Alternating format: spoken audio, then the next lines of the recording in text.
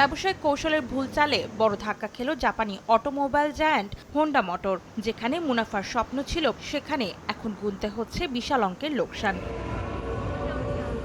মূলত উত্তর আমেরিকায় বৈদ্যুতিক গাড়ির চাহিদা কমে আসায় বেশ কিছু মডেলের উন্নয়ন ও বাজারজাতকরণ বাতিল করেছে হোন্ডা। এই আকস্মিক পরিবর্তনে আগামী কয়েক অর্থবছর জুড়ে বড় ধরনের আর্থিক ঝুঁকির মুখে পড়তে যাচ্ছে কোম্পানিটি। আশঙ্কা করা হচ্ছে চলতি প্রান্তিকে প্রায় 15.7 বিলিয়ন ডলারের লোকসান গুনতে হবে প্রতিষ্ঠানটির।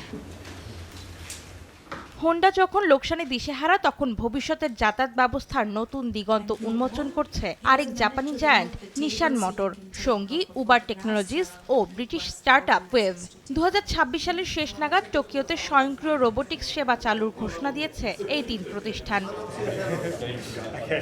জাপানের স্বয়ংক্রিয় যানের ক্ষেত্রে এটি উবারের প্রথম বড় পার্টনারশিপ। নিসান লিফ ইলেকট্রনিক গাড়ি ব্যবহার করা হবে ওয়েবের উন্নত সেলফ ড্রাইভিং প্রযুক্তি, যা সরাসরি উবার অ্যাপের মাধ্যমে ব্যবহার করতে পারবেন গ্রাহকরা। তবে নিরাপত্তার খাতিরে প্রাথমিক পর্যায়ে প্রতিটি গাড়িতে থাকবেন একজন করে সেফটি ড্রাইভার।